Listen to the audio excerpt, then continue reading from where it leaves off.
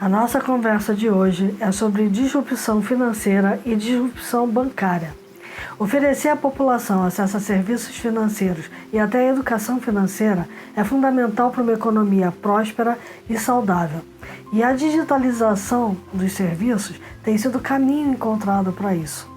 Não por acaso se fala tanto hoje em Open Finance, Open Banking, Open Insurance. Para fazer parte desse novo jogo, as instituições financeiras vão precisar se movimentar, sair da zona de conforto, olhar para novos cenários, novos players, construir novos modelos de remuneração e rentabilidade e até mesmo entender como essa rentabilidade poderá ser repartida por todos nessa nova cadeia de valor. Mas elas também terão condições para a criação de soluções inovadoras e ágeis baseadas em dados. É por isso que a gente costuma dizer que sairá na frente aquela instituição que entender melhor os seus clientes e antecipar as suas demandas através de integrações com múltiplos agentes desse novo e grande ecossistema. Elas terão uma oportunidade tanto, por exemplo, para a inclusão dos desbancarizados e a pavimentação definitiva de iniciativas como o Pix. O futuro financeiro é logo ali e a gente aborda um pouquinho dele nesse episódio. Então, estamos começando mais um episódio da série Empresas Líquidas. Dessa vez nós vamos falar sobre finanças e todo esse cenário que a tecnologia está proporcionando para que a gente tenha serviços mais abrangentes, mais de acordo, quase que personalizados com o perfil dos clientes, né, num mundo totalmente open, né? Muito do líquido vem por conta dessa questão do Open Finance, do Open Bank, da descentralização das finanças, que coloca todo o poder dos dados na mão dos usuários, enfim, uma grande revolução financeira. E para falar sobre esse tema, nós temos dois convidados, o Antônio João, diretor executivo para o mercado de finanças da Embratel, e o Sérgio Biagini, líder de indústria de serviços financeiros da Deloitte. Muito obrigada por ter atendido o nosso convite. Eu vou começar pedindo para que vocês deem um oi para a audiência. Então, por favor, sintam-se à vontade. Antônio João. Olá, Cristina. Olá, Sérgio. Um prazer estar aqui com vocês. É um prazer falar novamente no The Shift. Espero que a gente tenha uma conversa bem animada aqui, bem interessante. Assunto que não falta. É isso aí. Sérgio? Olá, Cris. Olá, Antônio João. É muito bom estar aqui com vocês hoje. Prazer também estar aqui com a audiência do The Shift. Eu vou começar pelo Sérgio, pedindo o seguinte, Sérgio, eu sei que você fez uma pesquisa muito abrangente para a FEBABAN, que é aquela pesquisa sobre tecnologia bancária que eles apresentam no SEAB todo ano. Eu queria que você desse um overview para a gente de como está o cenário hoje e o que vocês estão vendo de futuro para esse cenário de finanças. Né? Cris, esse ano aqui a pesquisa ela foi surpreendente em alguns dados e ela também, de uma certa forma, ela ratificou algumas tendências que a gente já vinha acompanhando, né? Sobre a ótica de tecnologia, eu acho que o que é interessante foi, mais uma vez, a gente experimentou um forte crescimento dos investimentos em tecnologia, né? Chegando aí próximo de seus 26 bilhões de reais dentro da amostra dos bancos que participaram da pesquisa, que são, esse último ano a gente teve 21 bancos participando da pesquisa. Sem dúvida nenhuma, o Brasil é um dos setores, a indústria financeiras no Brasil é um dos setores que mais investe em tecnologia, né? A gente está acompanhando o benchmarking global, até a gente é acima do benchmarking global, como uma das indústrias que mais investe.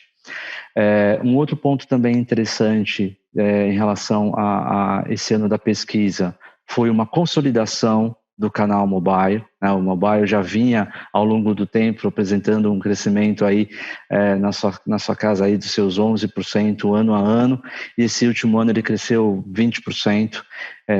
Se a gente olha transações totais executadas em todos os canais bancários, o mobile se consolidou com a maioria das transações. Então, 51% das transações totais foram executadas pelo mobile bank. Isso é mobilidade, isso é conectividade, isso é facilidade para o cliente final, na ponta. Acho que alguns outros dados interessantes também direcionados da pesquisa em relação à parte de investimentos, a parte de experiência do cliente, são mais de 300 milhões de reais investidos exclusivamente em experiência. Um outro dado também interessante, uma estimativa de que em torno aí de 10% do orçamento de tecnologia direcionado para a segurança, né, para cybersecurity. Acho que um outro dado também bastante interessante da pesquisa esse ano foi a parte de treinamento, né? A gente gastou menos de treinamento e dobrou a quantidade de treinamento. Isso a gente também é um reflexo de situação de pandemia, trabalho remoto e a tecnologia na mão também dos funcionários da indústria, para habilitar os funcionários da indústria nos treinamentos que são necessários. Muito treinamento voltado para tecnologia, muito treinamento voltado para agilidade. Então, acho que muitos dados interessantes que a gente teve esse ano em torno da pesquisa de uma forma geral, né? Você falasse um pouquinho sobre o Open Bank, né? Porque ela entra nesse cenário, né? O mobile passa a ser um canal muito específico para o Open Bank, né? Sem dúvida, né? Eu acho que do ponto de vista de Open Bank, acho que a gente ainda está no início, né, desse processo de implementação, é muito incipiente aqui no Brasil ainda, como é em todos os países, né? É super incipiente, é algo muito novo, né? O que a gente percebe nos outros países, à luz do que aconteceu em UK, que está começando a acontecer ali na Austrália, mas principalmente na implantação do PSD2 em alguns países, quando a lei ela é promulgada em determinado país, o que a gente percebe nesses países é uma ascensão ou um aumento da oferta de agregadores financeiros, que é o que a gente também vai começar a sentir aqui já com essa fase 2 do Open Bank, né? Então, a partir do consentimento, onde você pode compartilhar o seu dado de uma instituição A para uma instituição B, e você essa troca da informação para consumidor final, ela pode ser muito vantajosa para aquele indivíduo ou para aquela empresa que tem mais de uma conta, e hoje é muito comum, com tecnologia, termos mais de uma conta, termos mais de uma plataforma, seja para o crédito, seja para o investimento, seja para o cartão, e você, com esse compartilhamento, você poder agregar o dado em uma única instituição ou num único provedor aí de serviço de agregação, né? Acho que a gente ainda não chegou lá ainda, mas o que a gente vê com um olhar muito positivo, que é essa agregação, ela vai estimular muito a competição no mercado local, e sem dúvida nenhuma, novos serviços vão poder ser gerados para o cliente final, né? Então, a agregação acho que é um dos exemplos, tá, Cris? Mas acho que talvez ela seja um dos principais, porque eu acho que a gente vai ver níveis de agregação. Acho que desde o nível mais simples, né, uma simples soma de posições, até questões mais voltadas e relacionadas à inteligência artificial, onde você vê aí já serviços preditivos de você mudar um comportamento de um determinado tipo de consumo de um produto, da troca de um produto, de uma oferta de portabilidade, por exemplo. Então, acho que a gente vai ver muita coisa bacana e interessante acontecendo nesse universo de Open Banking, assim que ele começar a fazer o ramp-up aí no Brasil. Quando a gente está falando muito também do mundo de Open Banking e Open Finance, a gente vê em outros mercados o que a gente chama de um side effect. Eu chamo isso de side effect, né? de um efeito consequente, que é a ascensão dos ecossistemas. Então, o que a gente percebe é que nesse universo do Open Finance e do Open Banking, que você vai ter novos modelos de negócio surgindo, justamente porque eu tenho o arcabouço técnico pronto para isso. Modelos como Banking as a Service, ou modelos como Beyond Banking, né? Você tendo o produto financeiro sendo levados e estendidos em cadeias de valor, aonde você tem o produto financeiro dentro de um contexto de um consumo, mas dentro de uma jornada mais estendida, né? Não é só a jornada do produto financeiro sim, mas sim de uma jornada de consumo mais estendida. O que eu brinco sempre, assim, quando a gente faz um crédito imobiliário, a sua jornada do crédito imobiliário começa na hora que você assina o contrato, né? Porque é aí que ela começa, na verdade, né?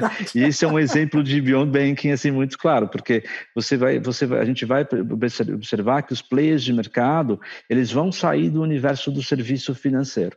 Eles vão estender sua cadeia de serviço, olhando e buscando ter a jornada mais completa. A gente costuma dizer que todo mundo vai ser banco, né? Em algum momento, exato. todo mundo vai ter uma conexão lá e vai ser banco. Exato, né? E a gente vai poder montar o nosso próprio, né? Acho que isso que é legal, porque a gente vai ter mais facilidade de consumir produtos de um ou de outro player. Então, Antônio João, nós vamos trazer a parte técnica dessa história toda, né?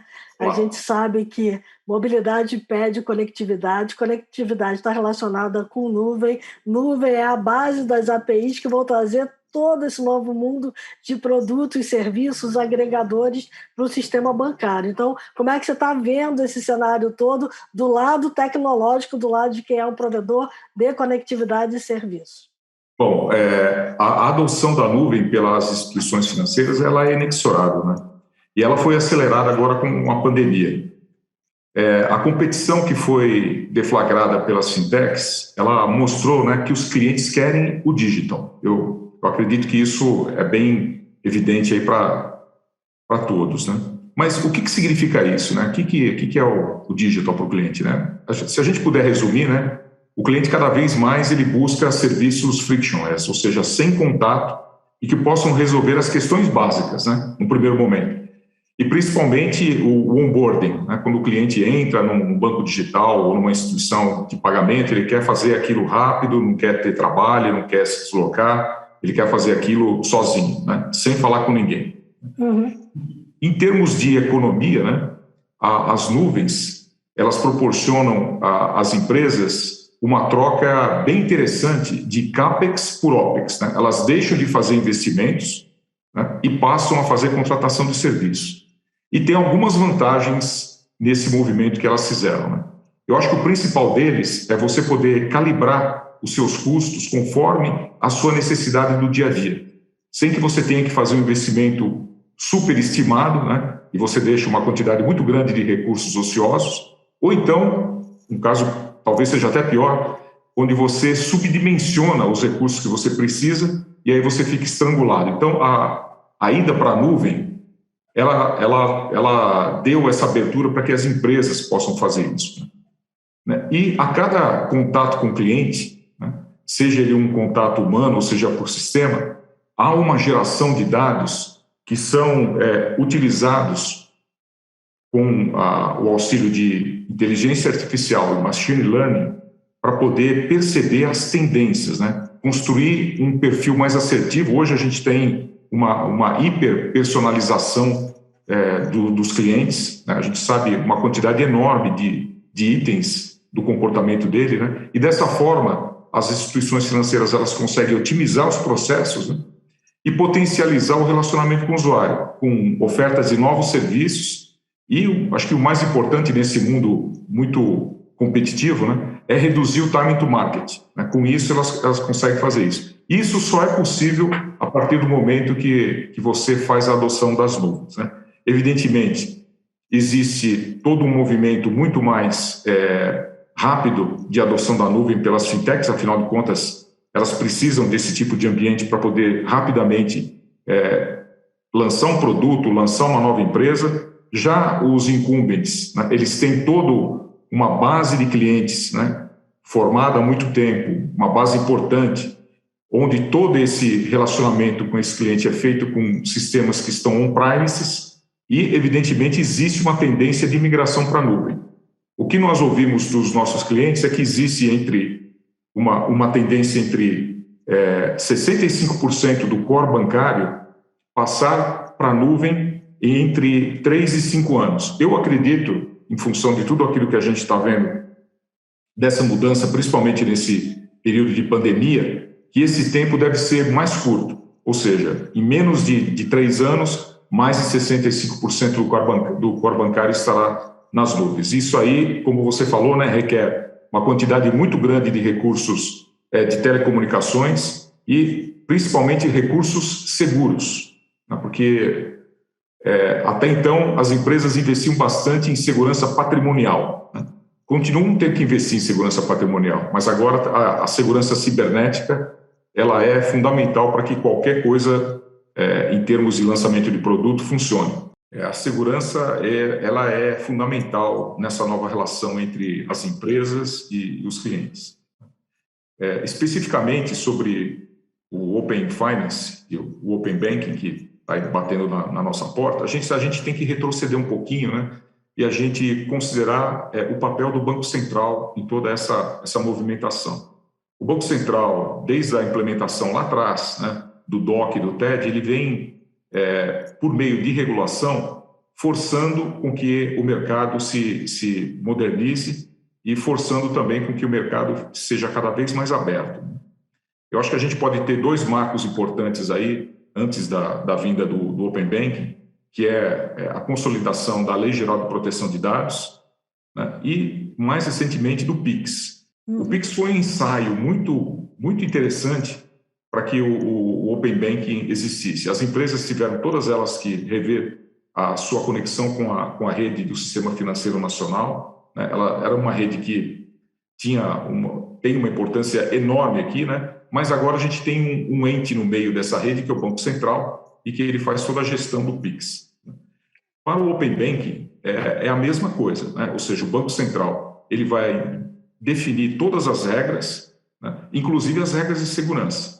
Por exemplo, eu imagino, né, pela pergunta que você me fez, um grande banco vai se conectar a uma fintech que acabou de ser fundada. Como é que o banco vai ter segurança para que aquela API que ele publicou se conecte com a API daquela fintech e tudo corra bem, né? A gente tem aqui uma mediação do Banco Central que é muito interessante, que todas as APIs elas precisam ser certificadas por um organismo chamado OpenID, que verifica todas as questões de interoperabilidade entre as APIs e principalmente a questão de segurança. Então, dessa forma, as instituições têm tranquilidade em poder uma se conectar com a outra. Mas esse aspecto é um aspecto só da segurança, o aspecto da comunicação entre as APIs. A gente tem uma vulnerabilidade bem grande, que são os contatos com os clientes, com seus dispositivos móveis, principalmente onde ali as empresas investem bastante para poder fazer com que qualquer ameaça seja mitigada, né? Na Embratel, a gente oferece esse tipo de serviço, né? Desde da consultoria para a LGPD, passando por toda a parte de segurança perimetral e indo até a segurança do aplicativo da instituição financeira. Então, as ameaças que nós encontramos, elas quase que duplicam a cada mês. Então, a segurança é fundamental. Hoje em dia, não tem uma empresa que monta um serviço que não tenha que colocar alguma coisa parecido com um centro de operação de segurança na sua infraestrutura. E aí você demanda de pessoas, e a gente não tem uma geração, né, uma formação, aliás, de pessoas na velocidade que o mercado precisa. Então, os profissionais de segurança são muito cobiçados hoje por todo o mercado. Esse é um ponto muito importante, né? A gente tem toda uma qualificação e uma capacitação de gente para trabalhar nesse novo mundo, né? Esse é realmente um ponto muito relevante. E aí, Sérgio, levando para você, assim, eu vejo que esse mundo híbrido, ele é híbrido no negócio, ele é híbrido nas transações, como o Antônio João muito bem descreveu, né? Ele tem a questão de segurança interna para ser resolvida, porque o Banco Central tratou da segurança do duto, né? Então é uma rede só com quem todo mundo conversa, mas botou na mão dos bancos a segurança transacional lá do cliente, né? Então, assim, é o banco que é o responsável por saber como é que o cliente está se conectando com ele, com as outras instituições financeiras, e aí tem uma educação financeira do cliente, uma educação de segurança do cliente, né? É um mundo novo que vem por aí, né? Sem dúvida, né? Eu acho que a gente fala muito hoje de segurança, da cibersegurança no mundo social, né?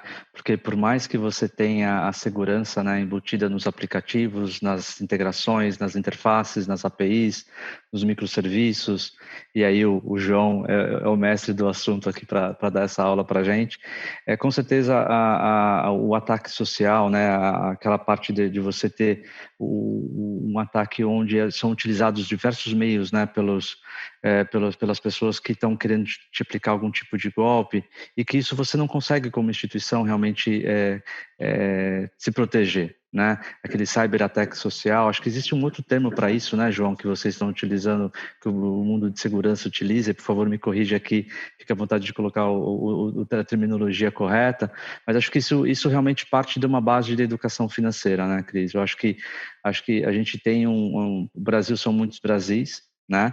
As camadas sociais são latentes na nossa sociedade e o nível de educação financeira também ele é muito díspare, na verdade, né? Então acho que quando a gente olha a tecnologia e olha o avanço, né, das instituições financeiras, independente do suporte, Cris, de uma grande instituição ou de uma fintech que está nascendo agora, né? Eu acho que é papel das instituições financeiras também ajudar o país como sociedade em aumentar o seu nível de educação financeira. Isso é fundamental, nós como nação temos esse papel dentro do segmento de indústria. E eu acho que quando a gente está falando no mundo mais aberto, né, eu digo que é mais fluido, eu diria. Né? Hoje existe uma fluidez muito grande dos negócios, né? Onde você consegue interoperar de formas diferentes. Né? Então, eu acho que nesse mundo mais fluido e mais dinâmico que a gente está vivendo, o papel da educação financeira ele é importante. Né? Então, quando a gente está pensando em Open Banking, poxa, eu consigo correlacionar Open Banking, Open Finance com educação financeira? Sim, consegue. Né? A partir do momento que um cliente, independente da sua camada social, né, se ele compartilhou os seus dados, seja de um simples cartão, de um simples crédito, de uma simples conta de pagamento, né? Se eu conseguir ter um serviço onde eu consiga unir isso para ele e ajudar ele na educação financeira dele, né?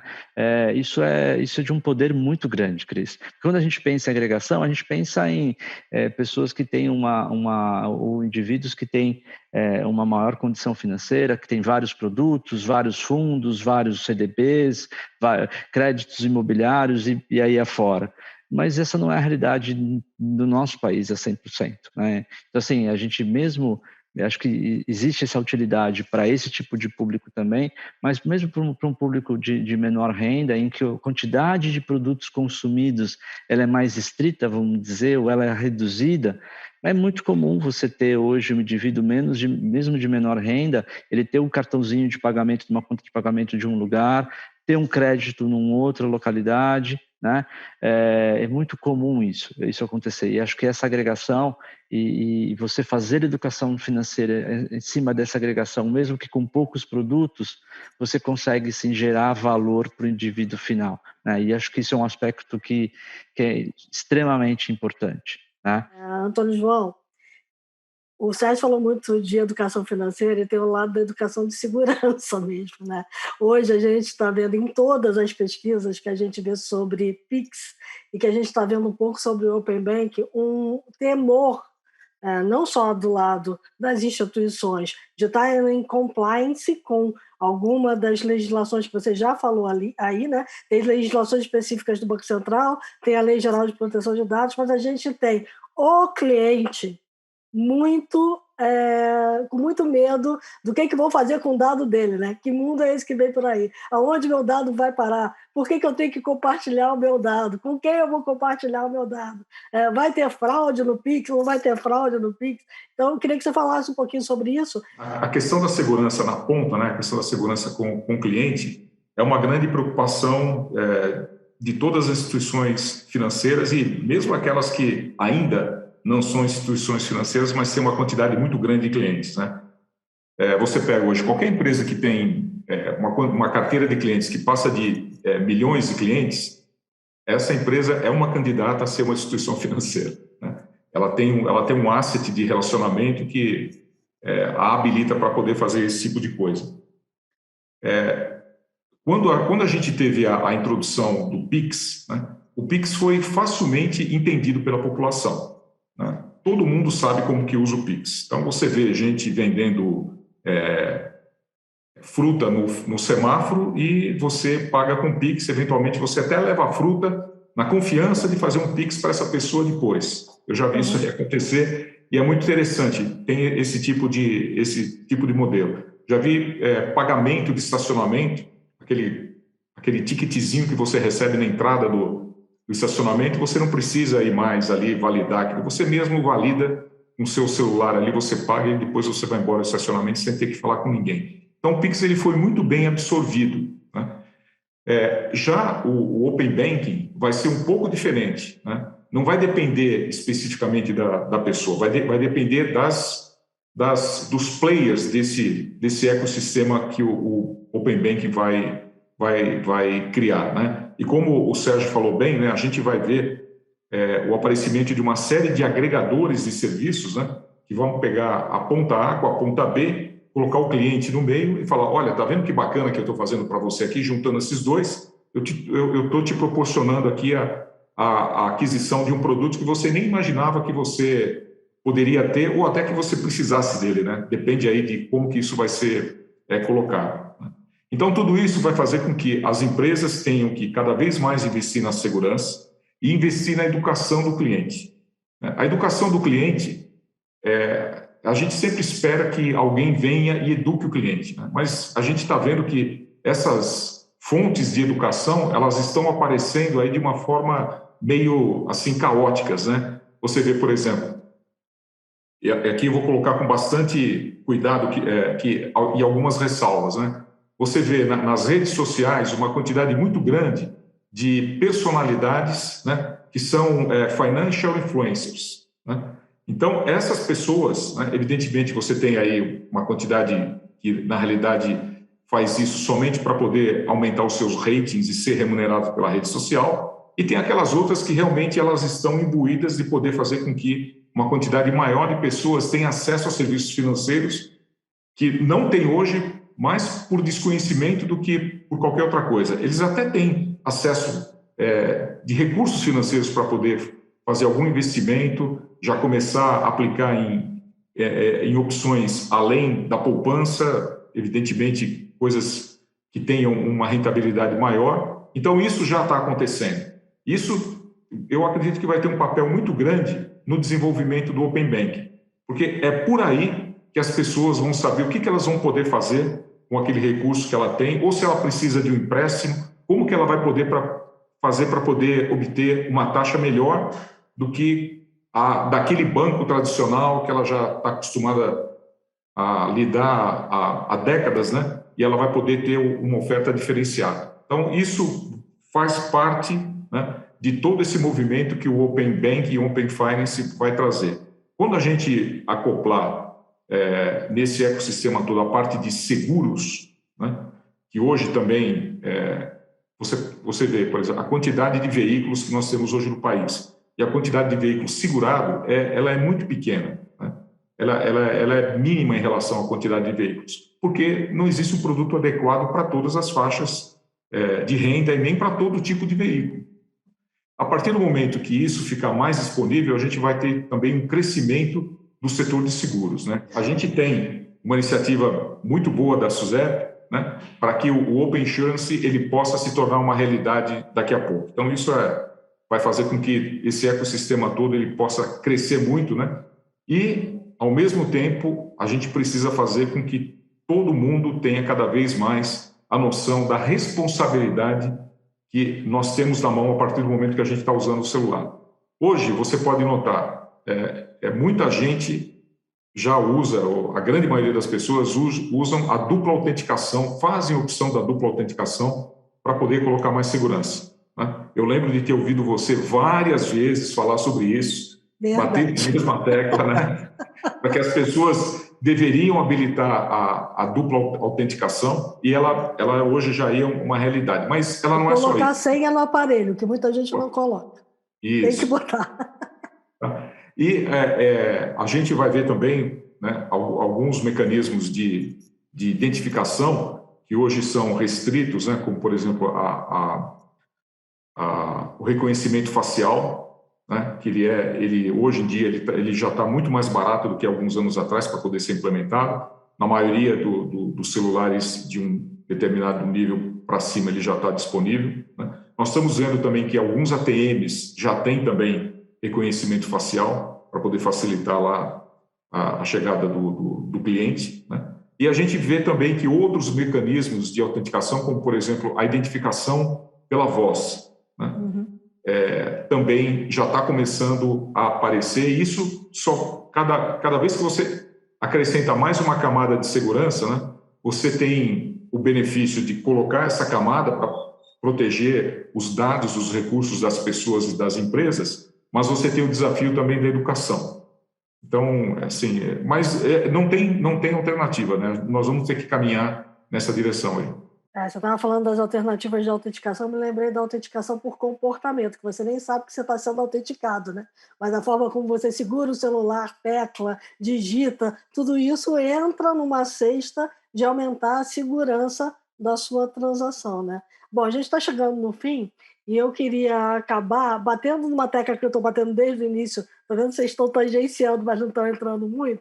Que é o seguinte, a LGPD fala em consentimento para eu poder transacionar o meu dado, né? Mas não é só consentimento que entra, a gente tem N, né, bases legais que justificam a transação.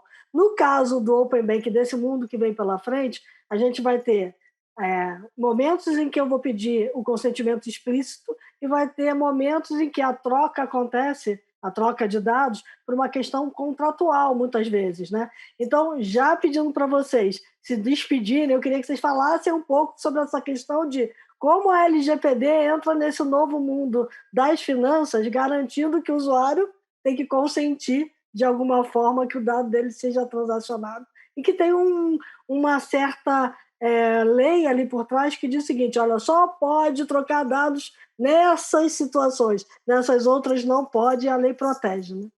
Nós temos a autoridade federal que regula a Lei Geral de Proteção de Dados, né, que faz toda a parte de fiscalização. Eu acho que esse é o principal ponto assim de embasamento para que tudo isso ocorra, né? Por outro lado, também, a gente tem a reputação das empresas, né? A partir do momento que exista qualquer tipo de problema ou alguém se sinta prejudicado porque dados além daqueles que foram permitidos do compartilhamento, eles começam a fluir e começam a aparecer em outros lugares, essa empresa vai ficar com uma reputação ruim e isso é terrível, né? A recuperação da imagem de uma empresa financeira, afinal de contas, uma empresa financeira, o principal ativo dela é a credibilidade, e a credibilidade está com a segurança junto e está com o uso adequado dos dados, né? A partir do momento que isso é perdido, vai tudo por água abaixo, né?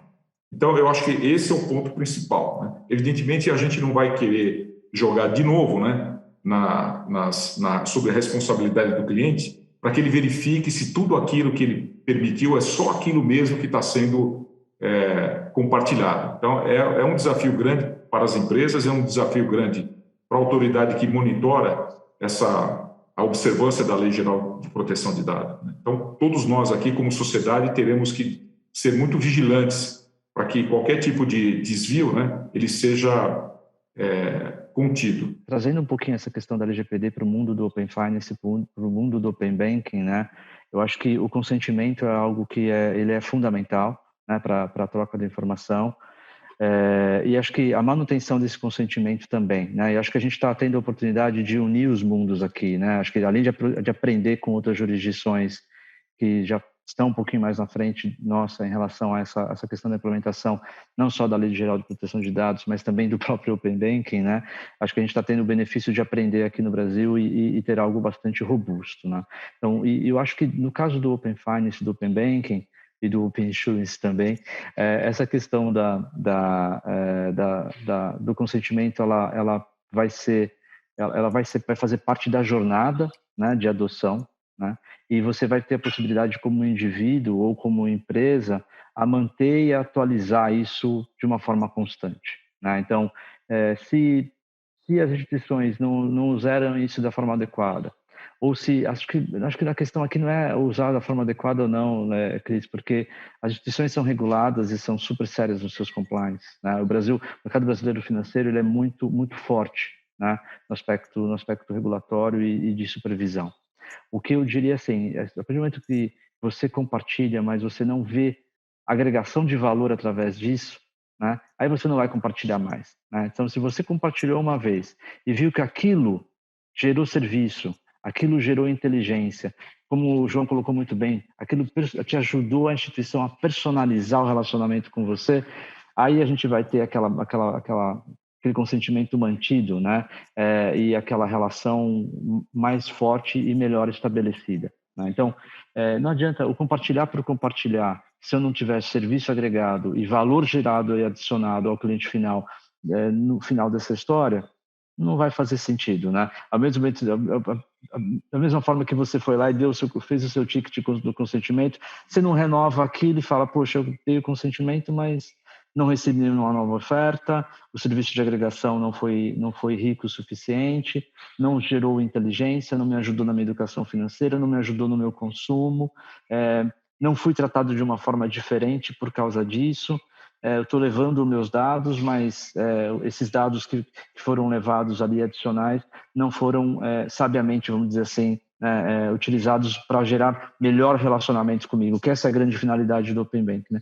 Eu acho que aqui que é a chave, né? Eu acho que a questão da adoção a Lei Geral de Proteção com o Open Bank, eu acho que tem uma sintonia super grande, eu acho que é super facilitado isso dentro da esteira do Open Bank, e você vai estar sempre no domínio disso, né? E o importante aqui, a chave é você como indivíduo, como cliente final, sentir que vai haver uma diferença no atendimento em valor agregado para você. Acho que essa vai ser a chave da adoção aqui e de manter esse consentimento perene, vamos dizer assim, ao longo do tempo. Muito bom, muito obrigada a vocês dois. Olha, eu ficaria aqui praticamente a manhã inteira. Eu acho que cada caixinha dessa que a gente abriu dava várias outras caixinhas, quase que episódios paralelos só sobre isso, né? Mas acho que deu para a gente sobrevoar bem o assunto nesse tempo que a gente tem. E eu queria agradecer muitíssimo mais uma vez e deixar para a nossa audiência que sigam tanto o Antônio João quanto o Sérgio Biagini, porque os dois falam muito bem sobre todos esses assuntos que a gente abordou aqui. Até logo, muito obrigada. Antônio, Sérgio. Cristina, Sérgio, foi um prazer aqui estar junto com vocês, falando sobre esses assuntos e, assim, indo na direção que a Cristina colocou, a gente tem assunto aqui para poder ficar um bom tempo, mas eu acho que a gente desenvolveu bem aqui. Muito obrigado, grande prazer ter feito esse podcast com vocês. Sérgio. Super prazer, muito obrigado, Cris, obrigado, João. É uma felicidade aqui estar nesse painel com vocês. Quando o papo é bom, passa rápido, né? A gente fala assim, né? E simplesmente o tempo... Passa rápido, a gente estourou o tempo. Simplesmente voaram e foram muito, muito prazerosos, né? Prazer poder estar contribuindo aí com vocês. Muito agradecido pelo convite, uma super honra poder estar aqui com vocês nesse painel de discussão curto, mas super, super intenso ao mesmo tempo.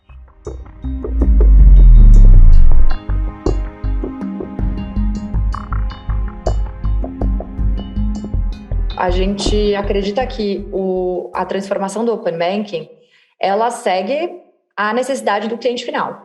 E hoje você vê o cliente final prezando muito mais pela hiperpersonalização, por ter a solução no momento da dor, por ter uma jornada extremamente fluida.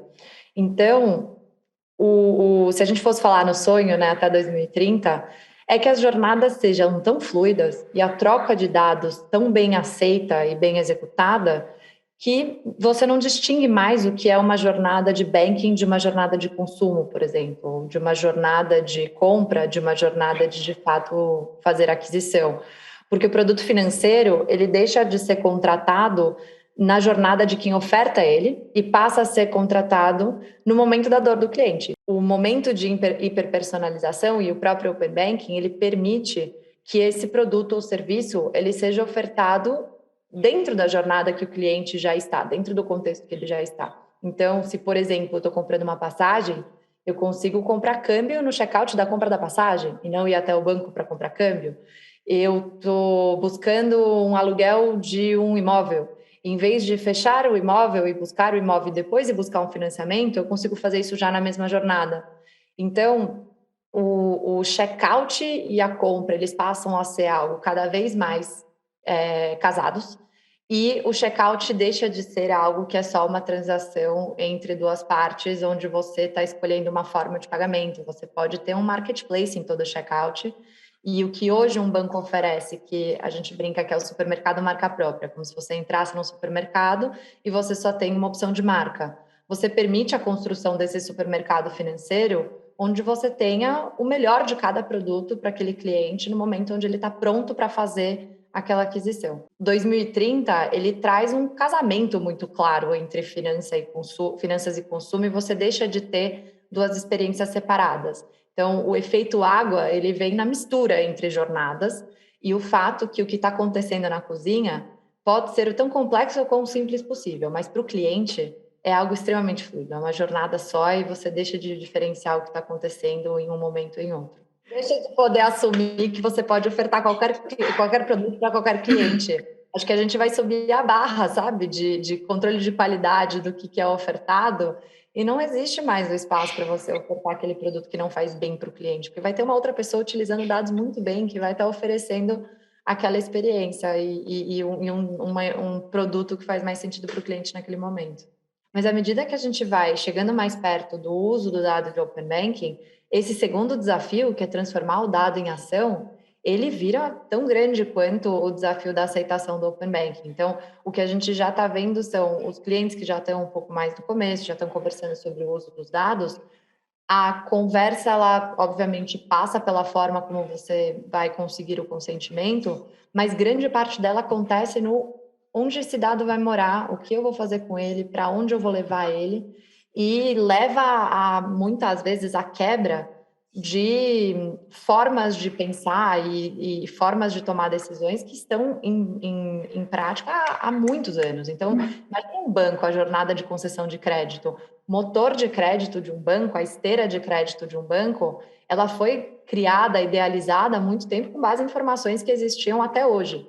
Quando você traz esse mundo de informações, além de colocar informação para dentro, você precisa repensar a forma como essa jornada acontece. E vai ser um processo, a gente está trabalhando aqui para tentar acelerar esse processo o máximo possível, mas diferente do Pix, que era um produto que você já sai usando e no dia seguinte você vê que funcionou e que não deu errado, o Open Bank ele é um ecossistema, ele é uma mudança de paradigma, então ela vai exigir que o mercado se entre em alvoroço para depois acalmar, entender o que as coisas se assentam e depois entrar nessa transformação.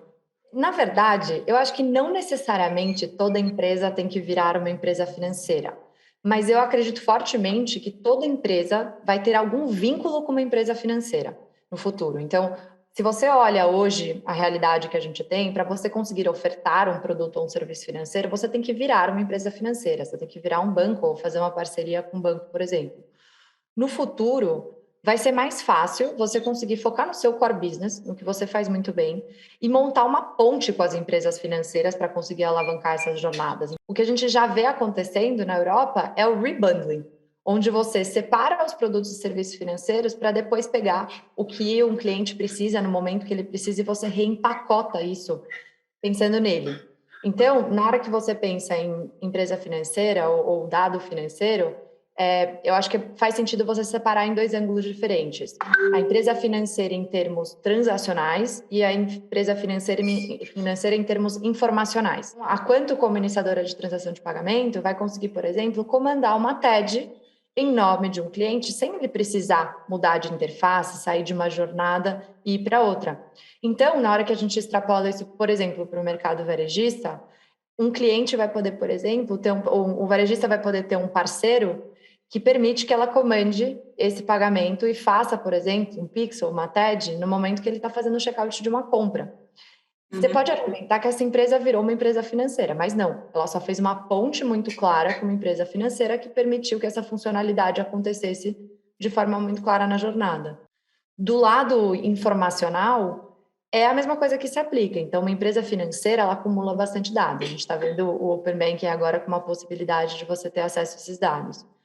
O poder informacional ele é muito grande, mas o Open Banking ele já abre a possibilidade para que você não tenha que ser um banco para ter acesso a essas informações. Basta você ser alguém em quem o cliente confia para você também ter acesso ao lado informacional. Então, o que acontece é que todos os benefícios de você ser uma empresa financeira, eles passam a ser uma realidade sem você ter que, de fato, ser uma empresa financeira, e sim montar uma rede ou uma parceria com a empresa financeira que consegue te ajudar. Então, na hora que a gente fala, por exemplo, sobre aquela brincadeira do first party data e do third party data, Basta você ser uma entidade confiada por esse cliente para que você possa transformar esse dado que um dia foi third party data num first party data que você consegue trabalhar, utilizar e trazer para a sua realidade. A coleta de dados, ela tem que ser feita de forma que fique muito claro qual é o benefício que você está dando para o cliente depois e qual é o resultado que ele consegue com isso. E uma das coisas que a gente conversa muito quando a gente está falando do varejo ou de segmentos que já têm um vínculo forte com o cliente, é que o consentimento do Open Banking nada mais é do que confiança, né? Eu confio em você para ter acesso a esses dados. Então, quando você tem esse vínculo estabelecido, você já sai na frente de garantir que, putz, esse cliente pode confiar em mim e garantir que eu estou entregando esse dado para ele e que eu vou fazer algo que vai beneficiar a ele. Então, você consegue brincar com essa jornada de confiança e consentimento. E pela nossa experiência aqui, a gente já está trabalhando com várias jornadas de cliente. A proposta de valor e o benefício no final é o que guia a conversão do cliente, a confiança do cliente para compartilhar dados financeiros, especialmente no momento onde isso não é algo que é já amplamente aceito, porque a gente está só no começo. Isso é um movimento que já começou e não precisa necessariamente já estar pensando em ser financeiro, mas quem não está pensando fora da caixa no uso do dado está, assim, atrasado. Como eu estava falando, é um movimento global de hiperpersonalização. Então, esperar que você consiga suprir todas as demandas do teu cliente sem o uso de dados, sem o uso de uma parceria, pode levar a um choque de realidade no futuro. Então, o que a gente vê nem todo mundo já está pensando que o que vai ser a virada de chave é ser uma empresa financeira. Mas, pelo menos, o uso do dado e conhecer quem está do outro lado da mesa, isso já começa a virar uma realidade e é uma necessidade. A gente brinca aqui que o que provavelmente vai acontecer é que a gente vai criar um novo status quo. Então, o status quo hoje é que existe uma informação financeira do cliente limitada e a gente tem que se beneficiar do que existe hoje no mercado, do que a gente consegue extrair do cliente. Com a vinda de novas informações financeiras e o potencial do transacional no momento da dor, quem estiver se beneficiando disso e quem estiver na vanguarda já sai na frente. Então, a gente acredita em duas ondas. Quem já sai na frente já está pensando nisso e uma corrida de catch-up para quem não estava pensando nisso e vai ter que estar nesse novo patamar. Porque assim que existe um serviço que é tão melhor para o cliente, isso vira o básico, o que é esperado do serviço. Então, acho que nem todo mundo está pensando nisso, mas quem está pensando nisso já vai conseguir capturar um pedaço muito bacana do mercado e o resto acaba vindo um pouco em seguida. Quando você trata de qualquer mudança tão transformacional, é um desafio enorme você entender por onde você começa, porque, querendo ou não, já é um desafio muito grande de várias verticais diferentes, não é só do varejo, da indústria, do mercado financeiro, saber usar o dado. Então, ter o dado é uma etapa, mas você saber o que fazer com esse dado ainda é um desafio muito grande. Então, quando eu penso num modelo mental, a primeira coisa que eu penso é o go local e o que você vai testar primeiro. Então, qual vai ser a primeira dor que você está atingindo, o primeiro ponto que você está atacando? E a busca pode ser por fidelização, ela pode ser por aumento de carteira, ela pode ser por crescimento. E cada vertical, cada empresa vai ter uma busca diferente. Mas a parte mais importante, na minha visão, é você começar pequeno, porque é uma mudança estrutural.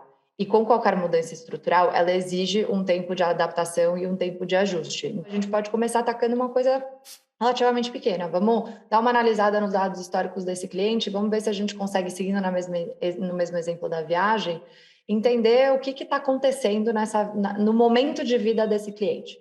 Então, talvez eu possa ver que num extrato eu tenho uma compra de uma passagem aérea. E algumas linhas de extrato depois eu consigo ter um pagamento de um hotel. E pela descrição do pagamento do hotel, talvez eu consiga identificar para onde que esse cliente está indo. Isso abre um leque de oportunidades de você conseguir, por exemplo, entender qual é o vestimento que a varejista vai oferecer para ele durante esse final de semana com desconto. Qual é o tipo de seguro que a seguradora vai oferecer para esse cliente nesse momento. Qual é o câmbio que esse cliente vai ter que fechar, ou o aluguel de carro que ele vai ter que fazer se ele tiver um deslocamento e algo assim. Isso abre uma oportunidade que o primeiro desafio é onde você vai capturar essa demanda do cliente, né? Qual que vai ser o primeiro chamariz que você dá para ele entender que eu entendo você, eu sei o que você precisa e eu fiz o trabalho do lado de casa para entender que um produto genérico talvez não seja o suficiente, eu preciso de um produto para você nesse momento. Existem duas formas diferentes que você pode se posicionar com o cliente, ou você está numa vertical de produto ou você está na vertical de olhar o cliente de forma holística. Então, se eu entendo que o João vai fazer uma viagem para Porto Seguro no mês que vem, eu posso ser o canal que está ofertando para ele tudo o que ele precisa para essa viagem. Ou eu posso ser o canal que vai ofertar de forma assertiva o seguro que ele precisa naquele momento. Então, por isso que eu acho muito importante começar pequeno, porque se você começa tentando atacar todas as frentes ao mesmo tempo, é uma mudança tão drástica no que está acontecendo hoje na jornada do cliente, que você pode gerar mais confusão do que você está gerando uma experiência fluida.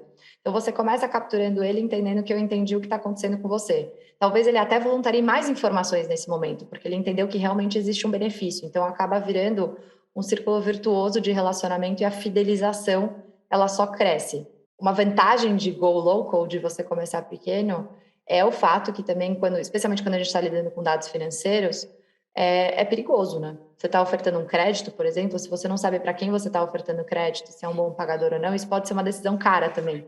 Então, quando você começa pequeno, você erra pequeno também. E errar faz parte do processo de construção, especialmente quando você está fazendo uma transformação tão grande. E aí, à medida que você vai tendo esses aprendizados, você garante que esse erro não vai acontecer lá na frente de uma escala muito maior.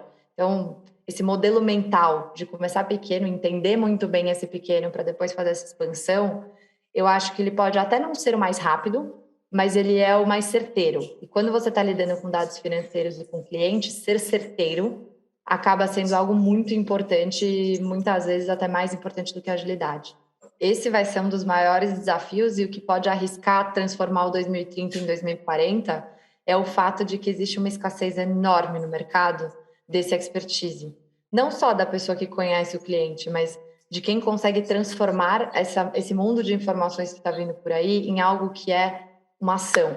Então, eu consegui pegar todo o histórico do cliente, entender que, na verdade, da cesta de gastos que ele poderia usar, ele está gastando só 10% na minha loja e 90% no Bom Retiro. E entender que isso pode querer dizer uma estratégia de geolocalização de lojas diferentes, porque eu preciso distribuir as minhas lojas para estarem mais perto da jornada desse cliente. Agora, entre a ideia e você transformar isso em um dado que vira uma tomada de decisão, esse é o maior desafio. Porque o dado, ele existe, a confiança, a gente está no caminho de conseguir ele, mas transformar ele em algo que vira uma ação, é aí que mora o X da questão. O legal do conceito do banco invisível é que ele é muito parecido do que a gente estava falando no começo, né? Do fato de você desacoplar para depois reacoplar as melhores soluções.